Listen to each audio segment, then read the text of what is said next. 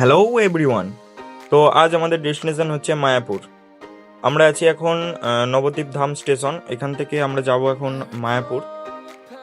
এই যে আমরা এখন স্টেশন থেকে বাইরে বেরিয়ে গেলাম। এই যে স্টেশনের যে বোর্ড, মানে রেলওয়ের যে বোর্ড লাগানো আছে, সেটা দেখতেই পাচ্ছ তোমরা, নবদ্বীপ ধাম লেখা আছে।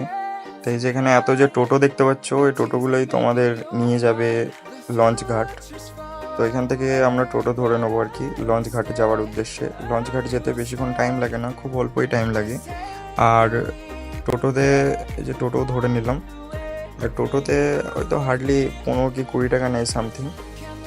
এই যে গল্প করতে করতে আবার নেমেও গেলাম, মানে লঞ্চ ঘাটের কাছাকাছি নেমে গেলাম। তো আমরা এখন লঞ্চ ঘাট থেকে মানে টোটো স্ট্যান্ডে নামলাম, এবার লঞ্চ ঘাটে যাচ্ছি আর কি।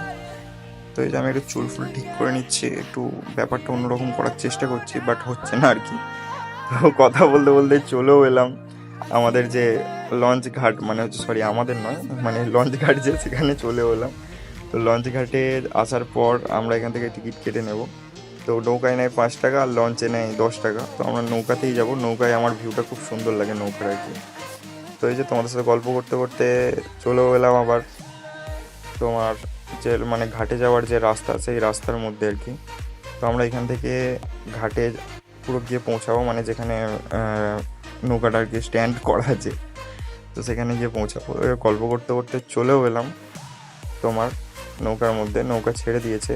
তো আমরা এখন যাবো আর কি ওখানে, মায়াপুর যাব, মায়াপুর ঘাটে গিয়ে নামবো। তো এই যে গল্প করতে করতে তোমাদের সাথে দেখিয়েও দিচ্ছি, টেম্পলের খুব কাছাকাছি আমরা আছি, দেখতে পাচ্ছ হয়তো, মানে মায়াপুর মন্দিরের খুব কাছাকাছি আছি। এই যে জুম করে দেখাচ্ছে, তোমরা তো দেখতে পাচ্ছ, খুব সুন্দর একটা জায়গা। আর এই যে এখানে দেখো কত লোকজন এই নৌকার মধ্যে। আমার ভয়ও করছিল, কারণ আমি সাঁতার টাতার তো জানি না, যদি বাই চান্স ডুবে ডুবে যাই ব্যাস। তো যাই হোক, বাদ দাও সব কথা। তো এই এত লোকজন নৌকার মধ্যেই চেপেছে, এই যে আমরা নামবো ওখানে, সেই জায়গাটা দেখাচ্ছি তোমাদের আর কি। তো এই যে গল্প করতে করতে নেমেও গেলাম, মায়াপুর ঘাটে নেমেও গেলাম আমরা।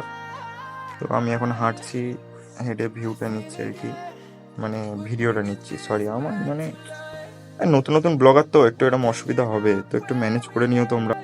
এই যে হচ্ছে সেই রাস্তা, যে রাস্তা মানে ঘাট থেকে মায়াপুর মন্দির যাচ্ছে। তো আমরা লং জার্নি করে একটু টায়ার্ড হয়ে গেছিলাম, তাই বেরোতে পারিনি আর। যে সন্ধ্যার দিকে একটু বেরোলাম, মানে চাটা খেতে একটু সন্ধ্যার দিকে বেরোলাম। তো শরীরটাও অনেকটাই খারাপ হয়ে গেছিলো। তারপরে আমরা মন্দিরের কাছাকাছি গিয়ে পৌঁছাতেও পারিনি, জাস্ট এখানটায় মানে জাস্ট সামনেটা একটু ঘোরাফেরা করেছি, আর বেশি কিছু করতে পারিনি, কারণ তার সকালবেলাতেই আমাদের বাড়ি আসতে হতো আর কি। তো সেই হিসেবে তো আমরা চা খেতে বেরোলাম একটু।